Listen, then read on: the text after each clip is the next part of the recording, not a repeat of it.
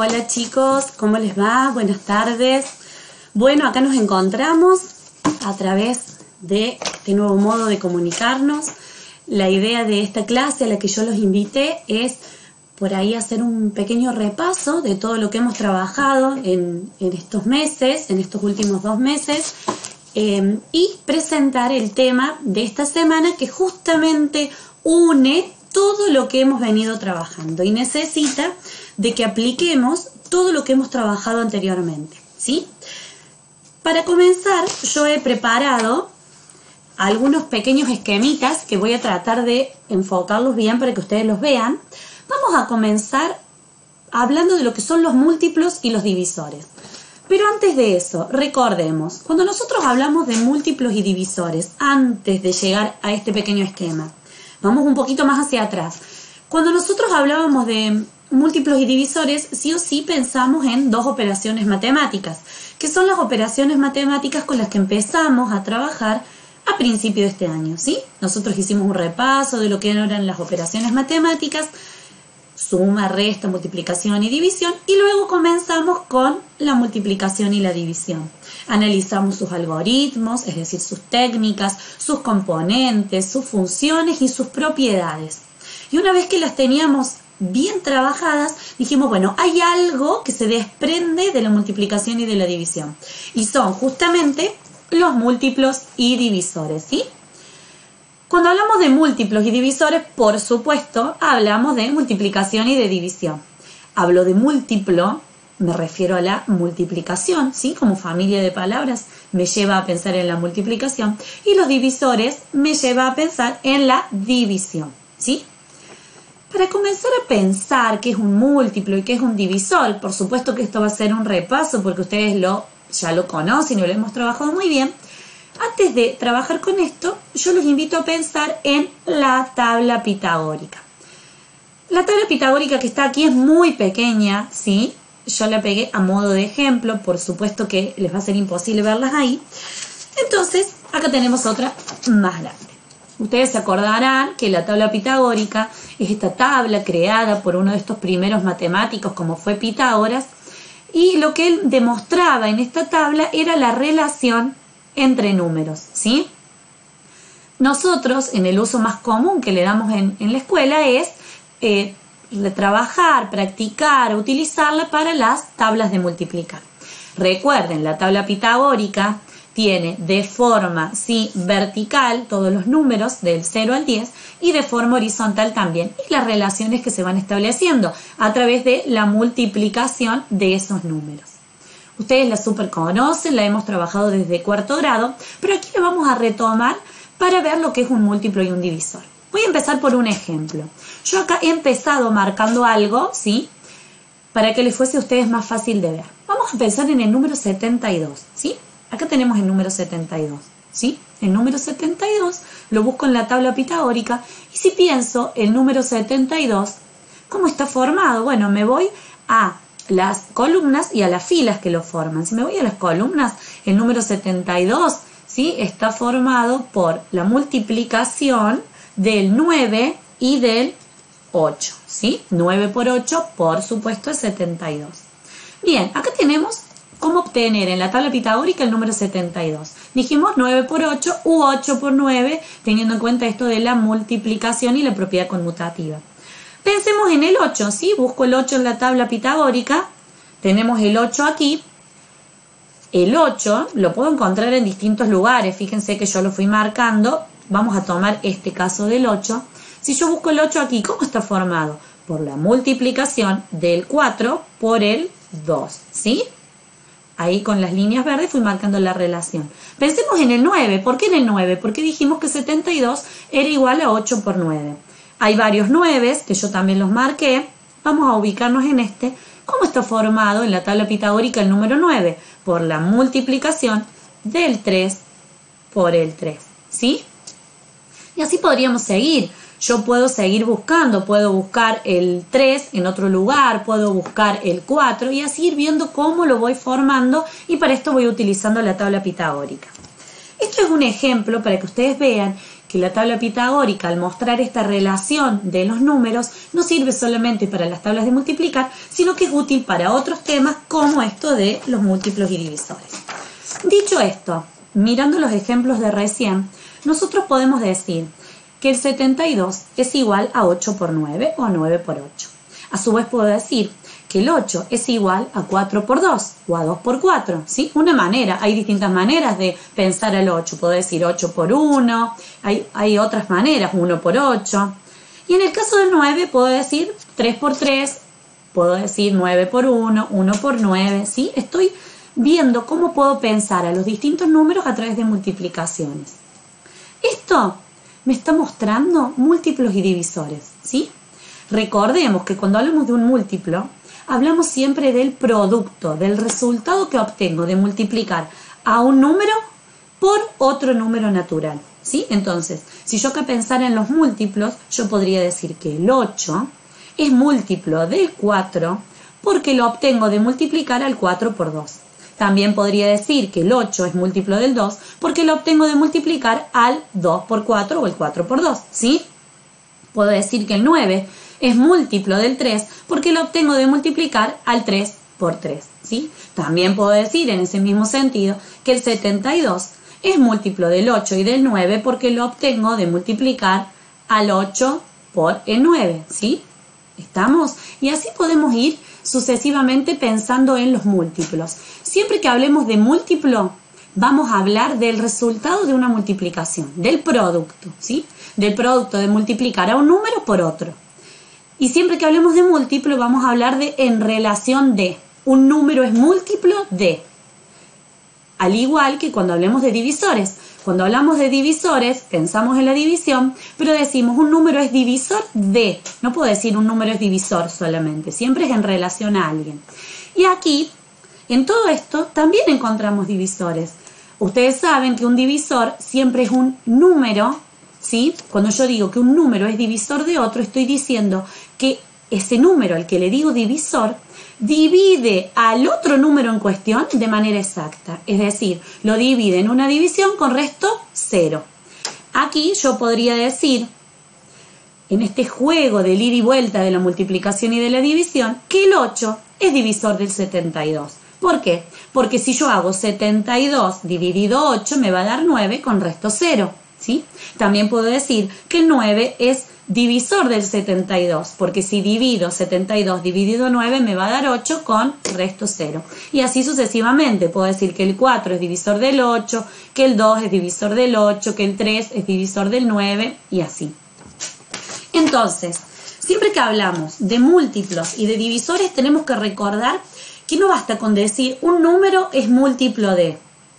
Yo tengo que decir de quién. ¿Sí? No puedo decir, ay, tal número es múltiplo. Bueno, pero ¿múltiplo de quién? Siempre el concepto de múltiplo y de divisor va de la mano con otro número. Es en relación a alguien. Y eso es súper importante. Si yo digo, el número 2 es divisor. ¿De quién es divisor? Bueno, es divisor del 10, porque si digo 10 dividido 2 es 5 con resto 0. ¿Sí? Recordemos siempre. Múltiplo como el producto, lo que obtengo de multiplicar dos números entre sí, ¿sí? Y divisor como ese número que me permite dividir al número en cuestión de manera exacta. Y siempre que hable de múltiplo y divisor voy a hablar en relación a. Acá tenemos otro ejemplo, fíjense, yo acá puse un ejemplo que continúa con lo que veíamos recién, múltiplo de 8, ¿sí? A ver, voy a pensar en los múltiplos del 8, tomé un número de los que recién ejemplificamos. Bueno, tomo el número 8. Le quiero sacar múltiplos al 8. ¿Qué voy a hacer si quiero sacar múltiplos del 8? Y claramente voy a ir multiplicando el 8 por diferentes números. Voy a decir 8 por 1, 8 por 2, 8 por 3, 8 por 4, por los números que yo quiera, ¿sí? Ni siquiera necesito hacerlo en orden. Siempre que yo multiplique al 8 por cualquier número voy a obtener un múltiplo. Acá hay unos ejemplos, 8 por 2, 16, ese 8 por 3, 24, acá estoy diciendo el 16 es múltiplo del 8, el 24 es múltiplo del 8, me voy más adelante, 8 por 12, 96, bueno el 96 es múltiplo del 8, y así puedo seguir. ¿Hasta cuándo puedo seguir? Hasta el infinito, porque justamente como los números son infinitos, los números por los que puedo ir multiplicando al 8 son infinitos. Entonces decimos que los múltiplos de un número son infinitos porque siempre puedo encontrar un número por el que seguir multiplicando a ese 8. Vayamos ahora a los divisores y vamos a usar el mismo ejemplo. Divisores de 8. Bueno, yo quiero saber los divisores del 8. Para ello tengo que dividir el 8 y ver cuáles son los números que lo dividen de manera exacta. En una división con resto 0. Recuerden que una división exacta era una división que me daba como resto 0. Comienzo. Lo más simple, que por ahí con números más grandes es un poquito trabajoso, pero como este es un número pequeño lo voy a hacer, yo fui dividiendo el 8 por todos los números, ¿sí? A ver cuáles de ellos lo dividen de manera exacta. 8 dividido 1, 8 dividido 2, 8 dividido 3, 8 dividido 4, 8 dividido 5, 8 dividido 6, dividido 7 y dividido 8. Fíjense que aquí yo fui marcando los casos en los que el resto es 0. En esos casos en los que el resto es 0, quiere decir que ese número sí es divisor del 8. Por ejemplo, aquí el resto es 0, entonces puedo decir que el 1 es divisor del 8, porque si yo divido al 8 dividido 1, la división va de 8, por supuesto, y me da resto 0. Puedo decir que el 2 es divisor del 8 porque lo divide en una división exacta. Puedo decir que el 4 es divisor del 8 porque lo divide en una división exacta. Y puedo decir que el mismo 8 es divisor del 8 porque lo divide en una división exacta, ¿sí? Resto 0. En todos estos casos, como el resto es distinto de 0, esos números, el 3, el 5, el 6 y el 7, no son divisores del 8. Entonces, teniendo en cuenta esto, siempre que hablamos de múltiplo y divisor, hablamos de un número en relación a otro. Y cuando empezamos a pensar en calcular los múltiplos, bueno, dijimos que podemos calcular múltiplos de manera infinita. Siempre vamos a encontrar distintos números por los que ir multiplicando ese número en cuestión. Con los divisores tenemos que ir probando qué números lo dividen de manera exacta. Y por ahí, cuando los números no son muy pequeños, resulta dificultoso. O al menos muy trabajoso, ¿sí? Demoramos mucho tiempo. Es por ello que se crearon algo con lo que ustedes ya trabajaron, que son los criterios de divisibilidad. ¿Qué son los criterios de divisibilidad? Son pequeñas leyes, pequeñas reglas que se fueron creando por los distintos matemáticos para alisar un poquito el camino del cálculo de los divisores. Son leyes que me dicen cuándo un número va a ser divisible por otro. Ustedes también los trabajaron, los tienen aquí, ¿sí? En el libro, los divisores, los criterios de divisibilidad, ¿se acuerdan? Entonces, por ejemplo, yo voy a leer uno muy simple. El criterio de divisibilidad del 2 dice, ¿cuándo un número es divisible por 2? Cuando su última cifra es par. Bueno, ahí tenemos un criterio. Yo sí tengo el número 1.857.326 y bueno, quiero ver cuáles son sus divisores. Bueno, pienso, a ver, por 2, ¿tendré que hacer esa división? O utilizo el criterio. A ver, el criterio de divisibilidad del 2 me dice que si el número tiene en su última cifra un número par, es divisible por 2. Bueno, listo. Entonces, miro su última cifra y determino si es par o no.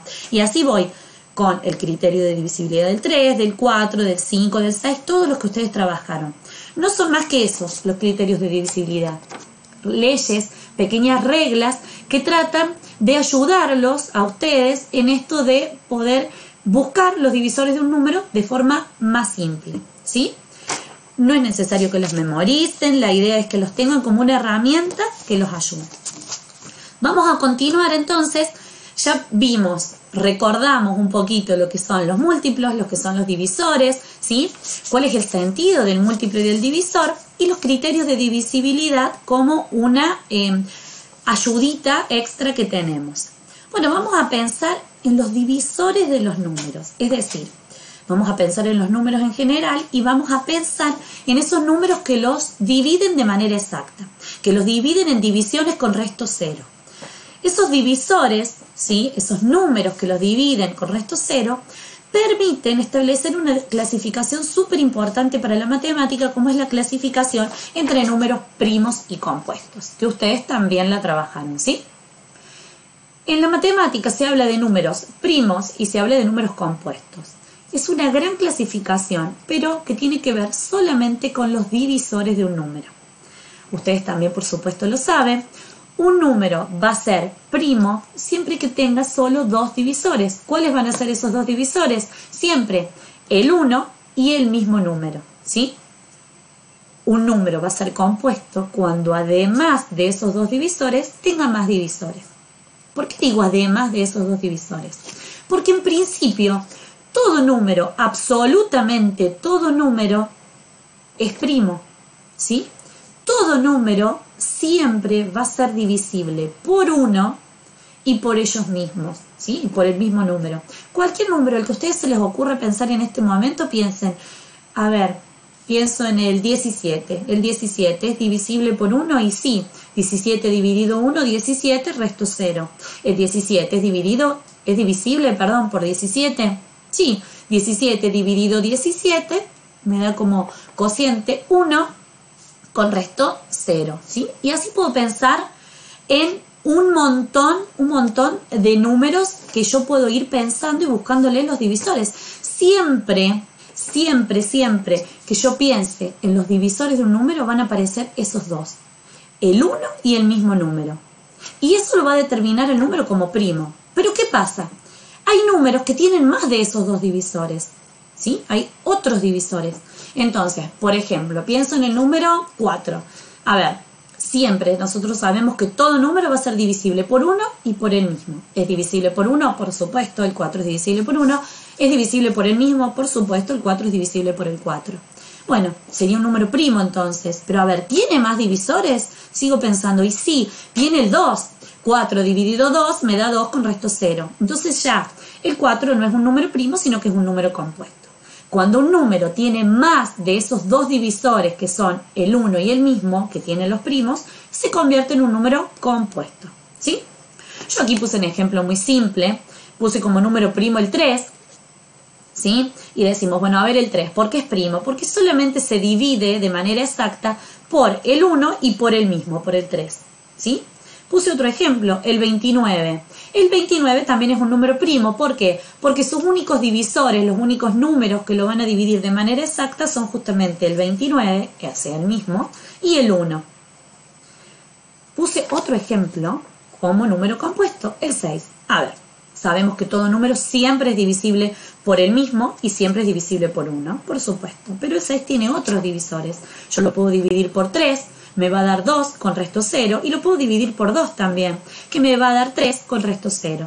Entonces ya el 6 tiene 4 divisores. El 6 es un número compuesto, ¿sí? Solamente en eso tenemos que pensar cuando hablamos de números primos y compuestos, en la cantidad de divisores. Los números primos son los números que tienen solo dos divisores, el 1 y ellos mismos. Y se le dice a los números primos que son los ladrillos del sistema de numeración. ¿Por qué? Porque todo número siempre en un principio va a ser primo. Siempre va a ser divisible por 1 y por ellos mismos. Pero si nosotros encontramos más divisores, se convierte en un número compuesto, ¿sí? Yo aquí hice un espacio en el centro y escribí el 1. ¿Qué sucede con el 1? Bueno, el 1 es el único número que no entra dentro de esta clasificación. El 1 no se considera ni primo ni compuesto. ¿Por qué? Porque no rinde las condiciones para ser ni primo ni compuesto. El 1, el único número por el que es divisible es por el 1, ¿sí? Que es el mismo. Entonces tiene un solo divisor. Y como tiene un solo divisor, no es primo y por supuesto mucho menos es compuesto. Entonces, ya pensamos en la cantidad de divisores de un número y pensamos en esta clasificación entre números primos y números compuestos. Bueno, ahora yo traje otro algoritmo, ¿sí?, de los primeros matemáticos, que es la criba de Eratóstenes. La criba de Eratóstenes es un algoritmo creado por este señor Eratóstenes, que vivió hace como 200 años antes de Cristo, ¿sí? Este señor hizo muchos inventos, por así llamarles, o muchos descubrimientos matemáticos, ¿sí? Y uno de ellos fue esta criba de Eratóstenes, o este colador de números, si quieren, o este tamizador que me permite quedarme solamente con los números primos. Para armar la criba de Eratóstenes hay todo un algoritmo en el que se va diciendo, bueno, escribo los números del 1 al 100, Luego tacho el 1 porque yo lo que quiero sacar son los números primos con la criba de Eratóstenes. Bueno, ¿qué se dice? Tacho el 1 justamente porque lo que hablamos recién no es ni primo ni compuesto. Sigo y busco el primer número primo. El primer número primo es el 2. ¿Sí? ¿Por qué? Porque el 2 solo es divisible por 1 y por el mismo. Bueno, pienso en el 2 y ¿qué voy a hacer? Lo pinto al 2 de color y voy a tachar todos los múltiplos de 2. Y así continúo, sigo buscando el otro número primo que encuentre, lo pinto de color y tacho sus múltiplos y así. Que no viene al caso una explicación muy específica de cómo crear la criba de Eratóstenes porque ustedes la pueden encontrar ya lista. Fíjense que en la criba de Eratóstenes los números que aparecen en color resaltados son los números primos del 1 al 100, ¿sí? Desde el 1 hasta el 100. Y los números que aparecen tachados son los números compuestos. ¿Para qué les muestro esto? Cuando nosotros hablemos de números primos, la criba de Eratóstenes es muy útil para reconocer cuáles son los números primos, al menos hasta el 100. Con esto nos va a ser suficiente por ahora, ¿sí? Entonces lo vamos a tener como una herramienta, como una técnica para trabajar, no para crearla, sino como una herramienta para consultar. Todos los números que aparecen en la criba de Eratóstenes, que no están tachados, son los números primos. 2, 3, 5, 7, 11, 13, 17, 19 y así puedo seguir, ¿sí? ¿Por qué me importan tanto los números primos? Porque después nosotros trabajamos con algo que se llama la factorización. ¿Qué es la factorización? Quizás ustedes del otro lado me están respondiendo. Factorizar es justamente escribir a un número descomponiéndolo como una multiplicación. Y yo puedo pensar en distintas formas de escribir a un número como una multiplicación, pero nosotros nos enfocamos en lo que es la factorización en números primos, ¿sí? Fíjense, cuando nosotros hablamos de factorizar, hablamos de escribir a un número como números primos, como una multiplicación de números primos. ¿Qué tengo que hacer o qué me implica eso? Me implica tomar a un número y ir viendo cómo lo puedo dividir de manera tal que me quede escrito como una multiplicación de números primos.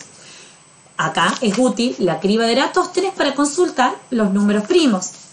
¿Cuál es el consejo al momento de factorizar en números primos? Es siempre ir tomando los números primos más pequeños, ¿sí? Para ir realizando esa división.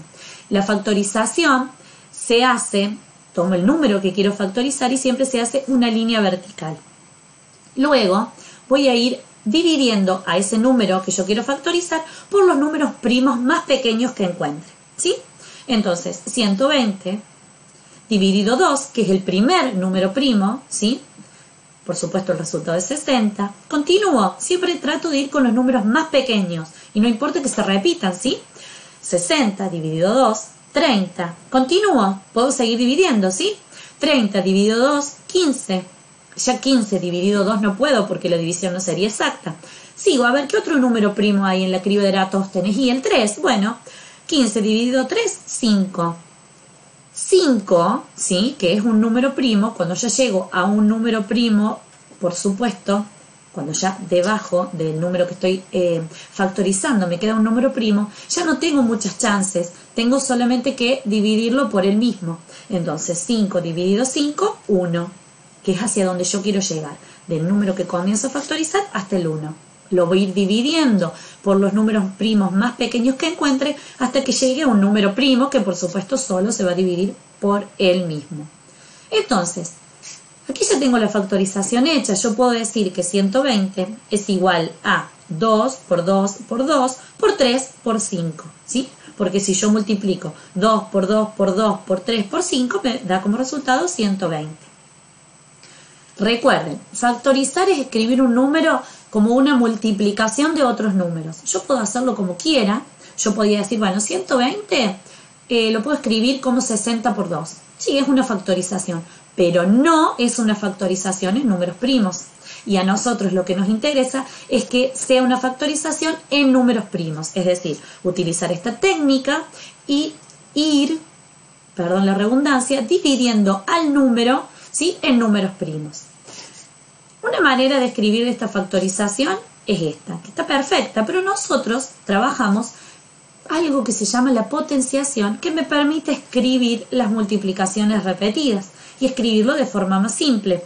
Yo puedo decir, en lugar de que 120 es igual a 2 por 2 por 2 por 3 por 5, puedo decir 120 es igual a 2 a la 3 elevado a la tercera elevado al cubo por 3 por 5, ¿sí? Y aquí tengo escrita la factorización de un número. Esto lo fuimos viendo como temitas separados y la idea es que en esta clase, al finalizar esta clase, van a ver para qué fuimos viendo todo esto suelto, ¿sí? Trabajamos lo que eran los múltiplos, los divisores. En función de los divisores, vimos lo que eran los números primos y compuestos de acuerdo a la cantidad de sus divisores. Y cuando hablamos de números primos y compuestos, apareció la criba de Eratóstenes y luego de la criba de Eratóstenes, esta técnica de factorizar a los números a partir de números primos. Cuando hablo de factorizar a los números, aparece, ¿sí?, la potenciación como una técnica para ayudarme a escribir la factorización de forma más simple, ¿sí? Y ya estamos llegando a donde vamos a unir todo esto que venimos trabajando. Pero antes de seguir, me gustaría que recordemos un poquito todo lo que trabajamos referido a la potenciación, ¿sí? Fíjense, hablamos de potenciación. Esto de que es el exponente, ese número chiquito que aparece arriba del número. La potenciación, ¿sí?, viene de la multiplicación, ¿sí? Nosotros, ¿se acuerdan? Cuando empezamos con la multiplicación decíamos, bueno, la suma repetida de un mismo sumando se puede escribir como una multiplicación. Bien, ahora vamos un paso más. La multiplicación repetida de un mismo factor se puede escribir como una potenciación. Es decir, la potenciación es la multiplicación repetida del mismo factor. Siempre el mismo factor, ¿sí? Como pasaba con la multiplicación con respecto a la suma. Entonces, si yo tengo 2 por 2 por 2, es una multiplicación repetida de un mismo factor. Bueno, en lugar de decir 2 por 2 por 2, aquí aparece la potenciación y dice, bueno, puedo decir 2 elevado a la tercera, ¿sí? 2 a la 3, 2 al cubo también se le dice. ¿Qué quiere decir? Que ese 2 no va a estar multiplicado 3 veces, ¿sí? Sino que ese 2, no voy a decir 2 por 3, ese 2, lo que quiere decir la potenciación es que ese 2 va a estar multiplicado a sí mismo 3 veces. Es decir, esto no es un 2 por 3, sino que es un 2 por 2 por 2. Y esto es súper importante, ¿sí? Recordemos, cuando hablamos de potencia, hablamos del número, que le llamamos base, que es el número que se va a multiplicar a sí mismo. ¿Cuántas veces? De acuerdo a lo que me diga el exponente, ese número pequeñito que aparece aquí, ¿sí? Entonces, base, exponente y la potencia, que es el resultado, ¿sí?, que yo obtengo de multiplicar a la base a sí misma tantas veces como me diga el exponente, ¿sí? Yo aquí hice un pequeño ejemplito como para que lo pensemos en una situación. Si yo hablo de la potenciación, hablo de la multiplicación repetida, ¿sí? Es decir, de una multiplicación que se va repitiendo y que los factores son siempre los mismos. Hay una situación muy simple. Puedo pensar en, no sé, a ver, un determinado, puede ser una película de terror, en la que llega a nuestro planeta, yo creo que en algún momento lo conversamos a esto, en la que llega a nuestro planeta un monstruo, ¿sí? Ese monstruo tiene la capacidad de convertirse en 2 y a su vez se va duplicando cada hora. Entonces, en la primera hora, ese monstruo que había llegado ya no es 1, sino que es 2, ¿sí? ¿Estamos? No se dividió el monstruo, sino que se duplica, se convierte en el doble de lo que hay. A la segunda hora, cada uno de esos monstruos se va a ir duplicando, convirtiendo en 2. Entonces, en la segunda hora ya no tendría 2 monstruos, sino que tendría 4 monstruos. Y en la tercera hora, cada uno de esos monstruos también se duplicó, fíjense. Entonces ya no tendríamos 4 monstruos, sino que tendríamos 8 monstruos. Acá es un caso de potenciación, ¿sí? Fíjense cómo se va multiplicando la base.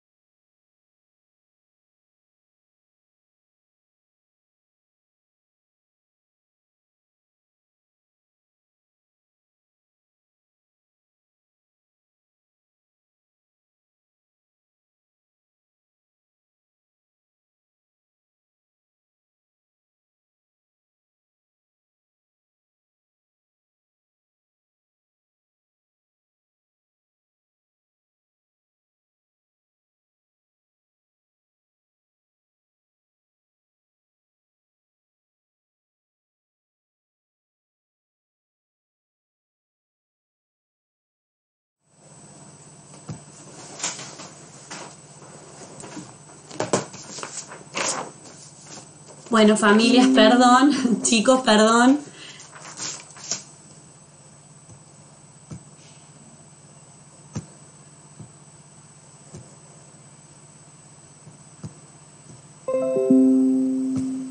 Perfecto, tuvimos un inconveniente, así que ya está subsanado.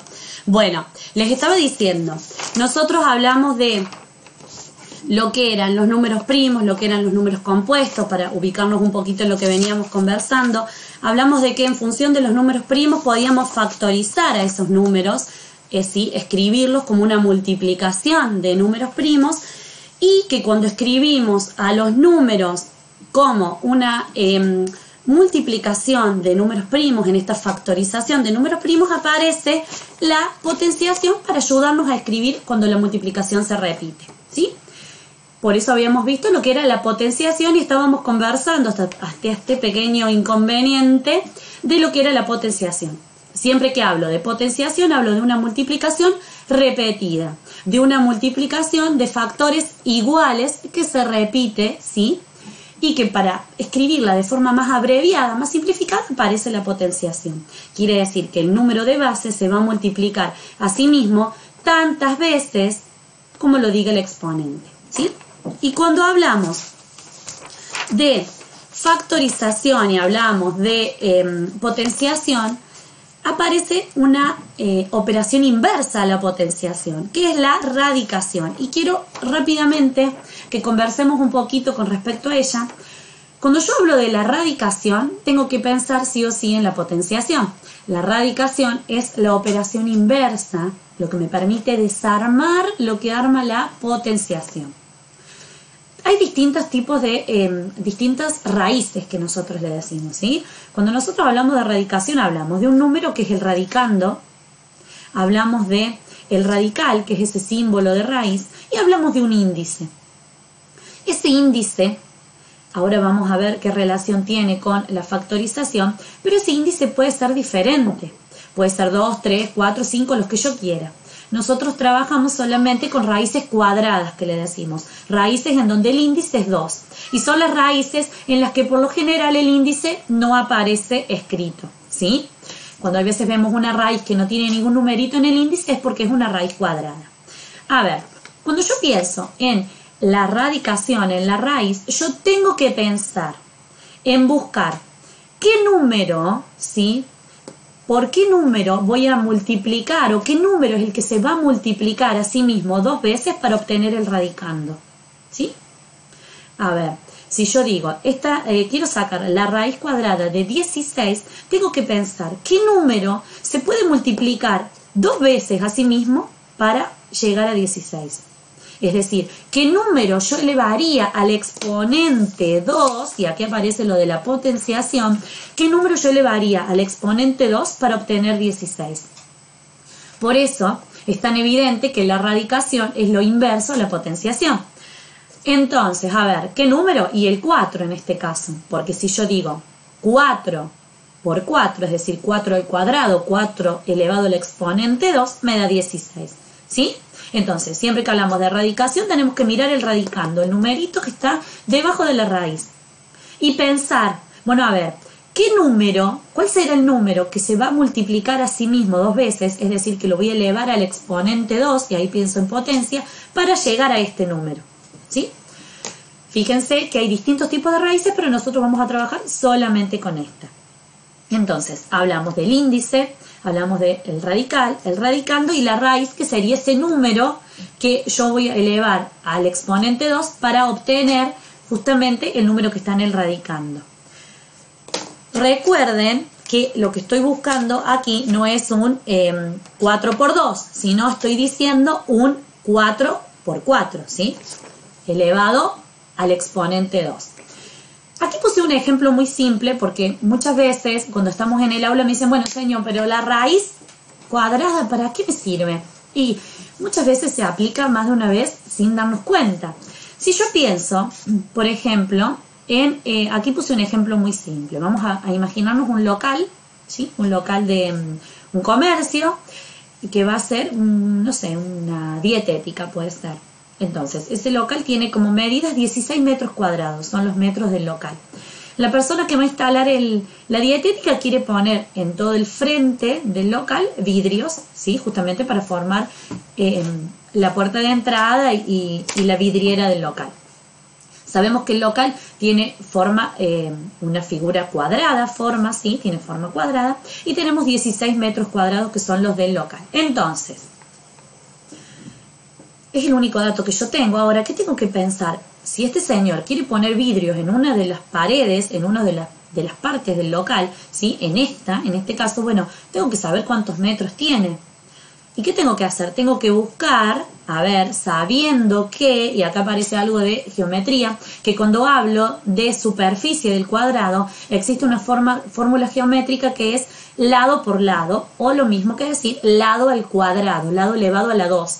Entonces, si yo sé que lo que tengo acá es el lado elevado a la 2, tengo que ver lado elevado a la 2, ¿sí? Escuchen bien, lado al cuadrado, lado elevado a la 2. O sea que el 16 es un número que se elevó al cuadrado. Si yo obtengo cuál es el número que se elevó al cuadrado para llegar a 16, voy a llegar a saber cuáles son los lados que forman esta figura, este local en este caso. Y por supuesto, recién lo vimos, es el 4. Quiere decir que acá tengo 4 metros por 4 metros por 4 metros por 4 metros. ¿Cuántos serían los metros de vidrio que necesita instalar este señor para formar su vidriería? Sería 4, ¿sí? Acá tenemos una aplicación muy simple de la radicación. Pero recuerden, nosotros siempre que pensemos en la radicación, por ahora la vamos a pensar como esa operación matemática inversa a la potencia, ¿sí? ¿Por qué habíamos hablado de potencia? Porque veníamos hablando de lo que era la factorización y de lo que era escribir un número como una multiplicación de números primos, de la factorización en números primos. ¿Para qué todo esto? Para volver a los múltiplos. Ahora estamos en condiciones de volver a pensar en los múltiplos y en los divisores. Y ya no nos vamos a quedar con buscar múltiplos y divisores a un número, sino que vamos a pensar en los múltiplos y divisores comunes.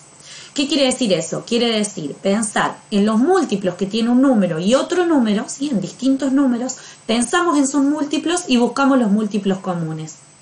A eso se refieren los divisores comunes. Y los múltiplos comunes, perdón. Y los divisores comunes tienen que ver con eso, con buscar los divisores de un número, los divisores del otro número y buscar qué divisores tienen en común. Vamos a ir por parte, vamos a pensar en los múltiplos comunes, ¿sí? Situaciones en las que me es útil calcular múltiplos de un número y múltiplos del otro y obtener cuál es el múltiplo común, ¿sí? Pongamos en situación, yo aquí puse un ejemplo, busqué los múltiplos del 3 y los múltiplos del 4, ¿sí? Pongámoslo, por ejemplo, digo, a ver, los múltiplos del 3, los tengo escritos, ¿sí? Fíjense, 3, 6, 0, 3, 6, 9, 12, 15, 18, 21, puedo seguir, ¿sí? ¿Por qué? 3 por 0, 3 por 1, 3 por 2, 3 por 3, 3 por 4 y así sucesivamente. Aquí busqué los múltiplos del 4. Vamos a mirarlos. 4 por 0, 4, 4 por 1, 4, 4 por 2, 8, 4 por 3, 12, 4 por 4, 16 y así puedo seguir. Bueno, ¿por qué los múltiplos del 3 y los múltiplos del 4? Ahora vamos a imaginarnos una situación. Pensemos, por ejemplo, dos niñas, ¿sí? Fíjense que son las que yo pegué acá una pequeña imagen. Dos niñas se encuentran en el consultorio del odontólogo. Y ellas por su ortodoncia tienen que ir a control Una de ellas tiene que ir a control cada 3 días y la otra niña tiene que ir cada 4 días va a control. Y hoy se encontraron en ese consultorio. Nosotros podemos decir, bueno, ¿cuándo se van a volver a encontrar? Y pensemos en los días. Esta niña va a ir cada 3 días, es decir, va a ir el día 3, el día 6, el día 9, el día 12 y así. Y esta otra niña va a ir el día 4, el día 8, el día 12, el día 16 y así puedo seguir, ¿sí? Son infinitos los múltiplos. Bueno, pero a ver, ¿cuándo se van a volver a encontrar? Lo más pronto que se van a volver a encontrar. Y busco, ¿cuál es el múltiplo común? El 12, ¿sí? Fíjense, en 12 días se van a volver a encontrar. Van a ir las dos juntas, ¿sí?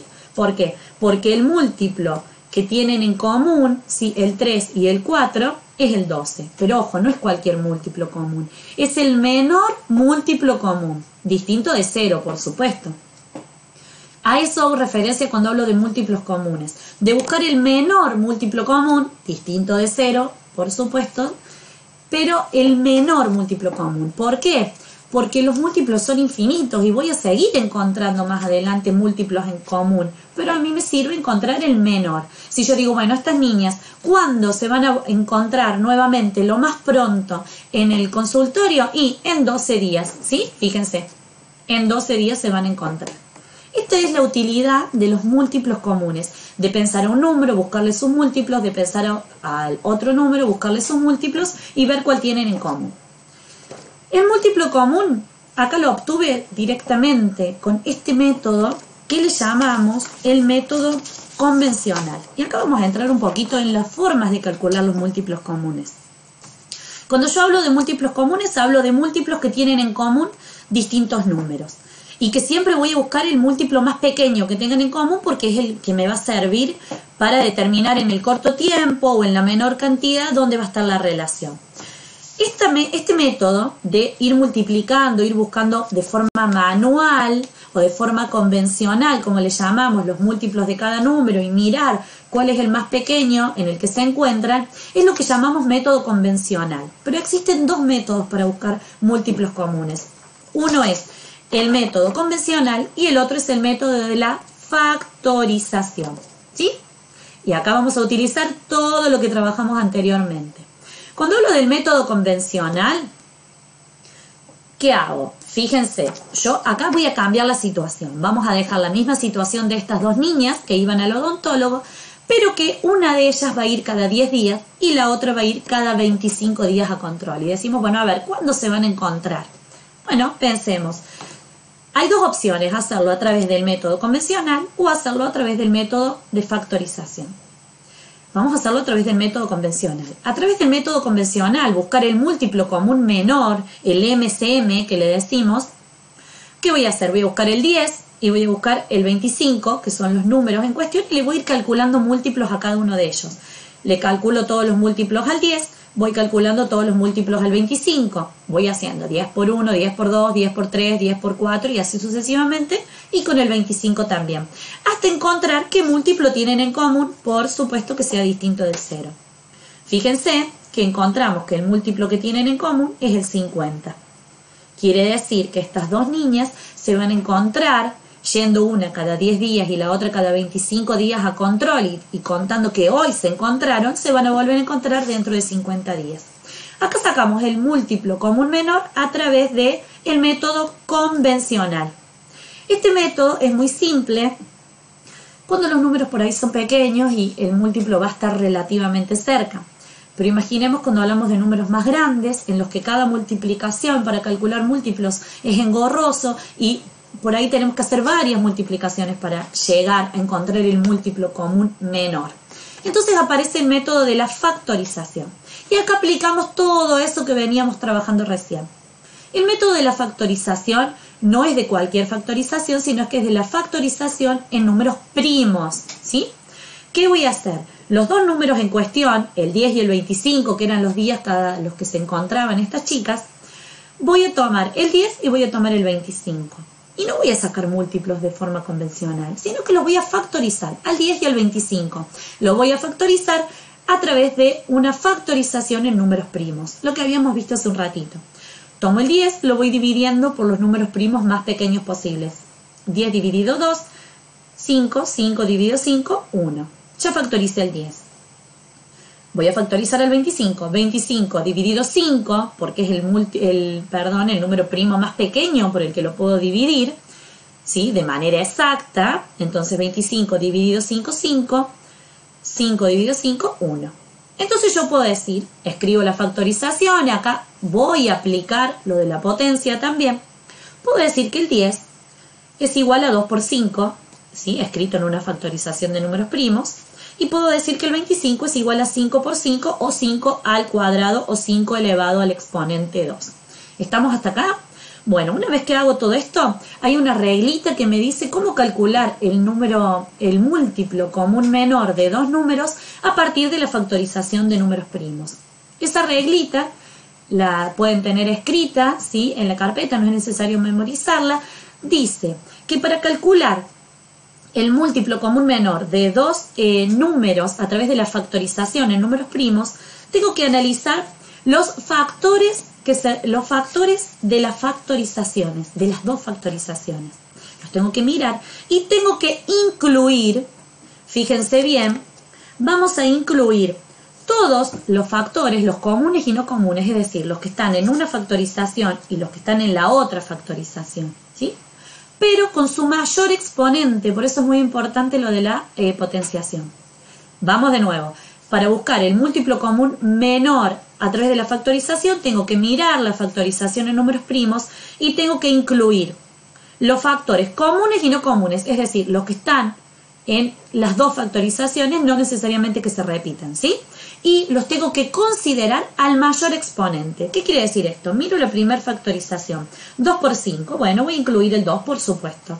Pero no, tengo que ver si hay un 2 elevado a otra potencia, porque lo tengo que considerar al mayor exponente.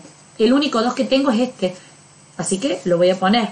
Pero si hubiese en toda esta factorización un 2 elevado a la 3, tendría que poner el 2 elevado a la 3. ¿Se entiende? Tengo que elegir el que esté al mayor exponente. Acá, como no hay opciones, el único 2 es este, voy a poner 2. Por 5, por supuesto, tengo que poner todos los factores de la factorización, pero en este caso tengo que mirar, bueno, a ver, el 5 común no, porque acá tengo un 5 elevado a la 2, y la regla me dice que tengo que considerarlo al mayor exponente. Entonces voy a decir 2 por 5 al cuadrado, ¿sí? No tengo que sumar los exponentes ni pensar, me olvido el otro 5, no. Yo tengo que mirar los factores de esa factorización, los números, y tengo que incluirlos a todos. Pero si los números se repiten, tengo que escribir el que esté elevado a la potencia más alta, más grande, ¿sí?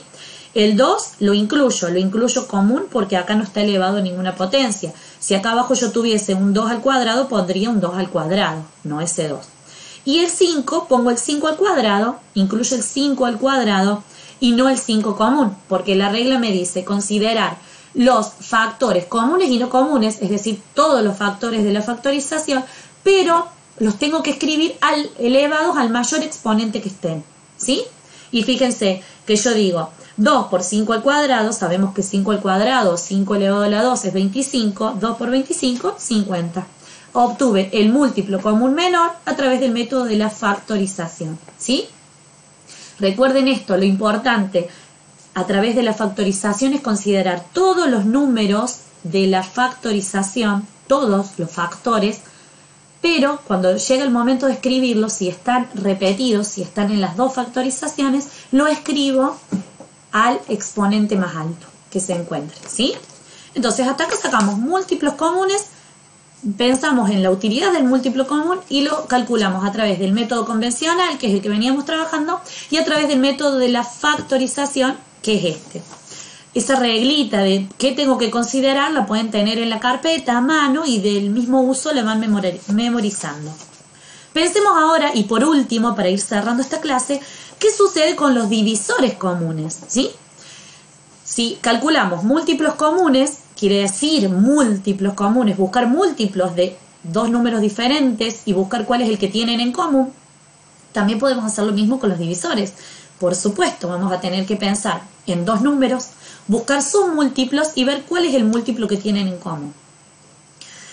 Ojo acá, antes de empezar, cuando nosotros hablamos de divisores de un número, dijimos que todo número siempre va a ser divisible por 1 y por el mismo. Entonces, si yo pienso en los divisores comunes, siempre va a existir el 1 como divisor común. Pero el 1 no lo vamos a considerar. Vamos a considerar el divisor común que no sea 1, ¿sí? Entonces, vamos acá al ejemplo. Divisores comunes. Tenemos una situación para que por ahí veamos que en realidad esto del divisor común y del múltiplo común lo aplicamos más de lo que creemos. Decimos divisores comunes, ¿sí? Vamos a pensar en una situación de un campamento, como es el que yo acá pegué. Supongamos que en ese campamento hay 20 niñas y 30 niños, ¿sí? La idea es armar grupos con las niñas y los niños de manera tal de que, bueno, por supuesto van a dormir separados los niños de las niñas, pero de la manera que estén lo más cómodos posibles, ¿sí? Pero la idea es que los grupos sean de la misma cantidad de chicos cada grupo y que no queden chicos sin grupos. Estamos hablando de divisores, de dividir de manera exacta, en donde todos los grupos queden igual y que el resto sea cero, es decir, que no nos sobren chicos.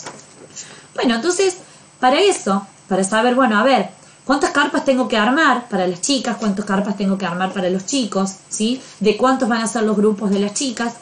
¿Y de cuántos van a ser los grupos de las chicas? Acá aparece como utilidad calcular el divisor común o los divisores comunes. Vamos a empezar con el método convencional, que era este de calcular de forma manual, como hacíamos recién los múltiplos. Ahora vamos a calcular todos los divisores de forma manual y luego ver cuál es el que tienen en común. Pero ojo, cuando pensemos en divisor común, vamos a pensar en el mayor divisor común, ¿sí? Porque recuerden que los divisores son finitos. Yo a un número le puedo obtener todos sus divisores. Y si pienso en el menor divisor común, por supuesto siempre va a ser el 1. Pero no me interesa eso porque no estoy repartiendo nada, sino. Entonces, cuando hablo de divisores comunes, hablo del mayor divisor que tengan en común, ¿sí? Calculé a partir del 20, que eran las chicas. Bueno, yo digo, a ver, el 20 es divisible, perdón, los divisores de 20 van a ser por supuesto el 1 y el 20, y voy utilizando los criterios de divisibilidad, voy practicando haciendo la división, buscando por qué números lo puedo dividir, por 2, por 4, por 5, por 10 y por 20. Estos son los divisores del 20. Yo hice cuentas, utilicé los criterios y encontré los divisores del 20. Es decir, estos números lo dividen el 20 de manera exacta. Pensando en las chicas, yo puedo armar 2 grupos de chicas, ¿sí? Con las 20 chicas puedo armar 2 grupos de chicas y no me sobran, ¿sí? Puedo armar 4 grupos de chicas y no me sobran, puedo armar 5 grupos de chicas y no me sobran, 10 grupos y no me sobran chicas, sin grupos y 20 grupos, por supuesto. Después otro tema, pensar de cuánto será cada grupo. Si digo voy a armar 2 grupos de chicas, si las chicas son 20, cada grupo van a ser de 10. Si voy a armar 4 grupos de chicas y las chicas son 20, cada grupo va a tener 5 chicas, y así. Bueno, buscamos todos los divisores del 20, de forma convencional, ¿sí? Y buscamos todos los divisores del 30, que eran los chicos. 1, 30, ¿sí? 2, 3, 5, 6, 10, 15. Puedo armar 2 grupos con los 30 chicos, 3 grupos con los 30 chicos, 5 grupos y así, de manera de que queden todos los grupos con la misma cantidad de chicos y no queden chicos sin grupos. Tenemos todos los divisores.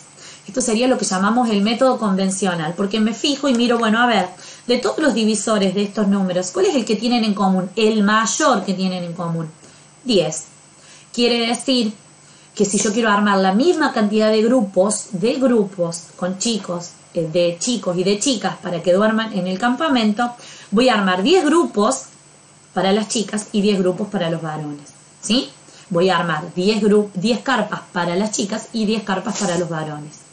En el caso de las chicas, que son 20, cada carpa va a tener 2 chicas, ¿sí? 20 dividido 10, 2. Y en el caso de los chicos, que son 30, cada carpa va a tener 3 chicos. 30 dividido 10, 3. ¿Sí? Pero no me quedan chicos sin grupos y así me aseguré de que armo la misma cantidad de grupos para chicos y para las chicas, la misma cantidad de carpas. Acá obtuve el divisor común mayor de 20 y 30 a través del método convencional, que es bastante trabajoso porque me implica ir buscando todos los divisores de cada número. Pero no es el único método que vamos a conocer. Para terminar, vamos a ver que existe el método de la factorización también de la factorización también para calcular el divisor común, ¿sí? De dos números. Entonces, al igual que pasaba recién cuando buscábamos múltiplos comunes, cuando quiero obtener divisores comunes, hay dos métodos posibles. Uno es el método convencional, que es el que vimos recién, buscar los divisores de los dos números y ver cuál es el que tienen en común mayor. Digo, bueno, ese es, que es el que hicimos recién, y el método de la factorización. El método de la factorización comienza igual que lo que vimos recién, el método de la factorización en números primos. Voy a tomar los dos números en cuestión, el 20 y el 30, y lo voy a factorizar en números primos. Lo voy a dividir para poder escribirlo como una multiplicación de números primos. Digo 20 dividido 2, ¿sí? El menor número primo, 10. 10 dividido 2, 5. 5 dividido 5, 1. Yo puedo decir que el 20 es igual a, puedo decir que el 20 es igual a 2 por 2, ¿sí? Que acá lo tenemos, por 5. O en su lugar, para usar la potencia, puedo decir el 20 es igual a 2 elevado a la 2 al exponente 2, ¿sí? Para no escribir 2 por 2, por 5. ¿Sí? Acá tenemos la factorización en números primos del número 20. Vamos a la factorización en números primos del número 30. ¿Sí? Digo 30 dividido 2, 15. 15 dividido 3, 5. 5 dividido 5, 1. ¿Qué fui teniendo en cuenta con esto? Ir buscando los números primos más pequeños posibles que me permitan ir dividiendo el número de manera exacta. Para eso utilizo, por supuesto, la criba de Eratóstenes y los voy consultando. Yo puedo decir, a través de esta factorización, que el 30 es igual a 2 por 3 por 5. ¿Sí? No tengo multiplicaciones repetidas, así que en este caso no puedo usar la potencia. Ya tengo las dos factorizaciones de números primos de los dos números. ¿Qué me dice esa regla? Vieron que recién hablábamos de la regla para buscar los múltiplos comunes. Bueno, la regla para buscar los divisores comunes a través de la factorización me dice que tengo que mirar los factores de las factorizaciones y tengo que considerar los factores comunes, es decir, los números que estén en la factorización de un número y en el del otro. Solamente tengo que considerar los comunes, los que están en las dos factorizaciones. Si hay un número que está en una factorización y no está en la otra, no lo incluyo. Pero a su vez, los que voy a incluir, los que miro y están en las dos factorizaciones, los tengo que incluir al menor exponente. Tengo que mirar si hay alguno elevado a algún exponente, tengo que incluir el menor exponente. Dicho esto, miro estas dos factorizaciones. Tengo el 2, ¿sí? En la primera, elevado al cuadrado, pero para incluirlo en la búsqueda del divisor, tengo que ver que esté en la otra factorización. Y sí, el 2 está en la otra factorización. En esta está elevado al cuadrado y acá no. Y la regla me dice que lo tengo que considerar al menor exponente, así que lo voy a poner sin elevar al cuadrado, lo voy a poner una sola vez. Sigo. Acá tengo un 5 y acá tengo un 5. Entonces el 5 sí se puede incluir, porque si el 5 no estuviese en las dos factorizaciones, no lo puedo incluir. ¿Sí? El 5 lo incluyo. En esta factorización no tengo más números para analizar. En esta tengo el 3. ¿Pero el 3 lo puedo incluir en la búsqueda del divisor común? No, claramente no lo puedo incluir porque la regla me dice que tengo que incluir los factores comunes, es decir, los que están en las dos factorizaciones. Entonces, acá se terminó la búsqueda del divisor común mayor. ¿Sí? El divisor común mayor de estos dos números, de 20 y de 30, es 2 por 5, es decir, 10. Lo mismo que habíamos obtenido con este otro método, que es el método convencional. ¿Sí? ¿Qué quiere decir? Vuelvo a repetir que en el caso del campamento vamos a armar 10 carpas para las chicas, 10 carpas para los chicos, o sea que va a haber 10 grupos de chicos y 10 grupos de chicas. ¿Va a cambiar el número de chicos? Sí, por supuesto, porque la cantidad de niñas eran 20 y la cantidad de varones eran 30. Pero fíjense acá cómo aplicamos lo que es el divisor común, la técnica de los divisores comunes a través de dos métodos. Es decir, cuando hablamos de múltiplos y divisores comunes, existen dos métodos para calcular. Uno es lo que llamamos el método convencional, que es la búsqueda manual de los múltiplos, de los divisores y mirar a ojo cuál es el que tienen en común. Y el método a través de la factorización, que buscando desarmar el número a través de una multiplicación de números primos, después releo esa pequeña reglita de cómo tengo que mirar los números que forman a la factorización y cuáles son los que tengo que tomar al momento de buscar el múltiplo común, ¿sí? Menor o el divisor común mayor y directamente hago la multiplicación y lo obtengo. Espero, chicos, que les haya servido de utilidad esta clase. La idea era que ustedes pudieran ver cómo todo esto que veníamos trabajando suelto tiene un sentido y se une en el trabajo de los múltiplos comunes y los divisores comunes, ¿sí? En la búsqueda de múltiplos comunes menores, porque recuerden que el múltiplo común mayor nunca lo encontraríamos porque los múltiplos son infinitos, y de los divisores comunes mayores. Divisores comunes mayores porque si, como yo sé que los divisores son finitos y los puedo contar todos y encontrar a todos, me permite, el divisor común mayor me permite saber cuál es la mejor forma de repartir esas cosas, porque si pienso en el divisor común y me voy al menor, sería siempre 1. Y 20 dividido 1, yo la verdad no hubiese estado dividiendo a las chicas en ningún grupo y tendría las 20 niñas y los 30 varones en cada uno en una carpa, ¿sí? Entonces, 20 chicos en una carpa me hubiesen quedado y si no, 30 varones en la otra carpa. Bueno, espero que les sea de utilidad. Recuerden, cualquier consulta, estamos en contacto. Pero para terminar, les quiero leer una pequeña situación, ¿sí? Que si están atentos y la pueden resolver, espero por privado los mensajitos contándome, ¿sí? Les voy a leer una pequeña situación para cerrar esta clase. Dice, la mamá de Lili compra galletitas cada 5 días. 5 días. Facturas cada 7 días y prepara torta casera cada 10 días. ¿Sí? La mamá de Lili compra galletitas cada 5 días, facturas cada 7 días, 7 días, ahí, y prepara torta casera cada 10 días. Hoy, martes, hizo las 3 cosas.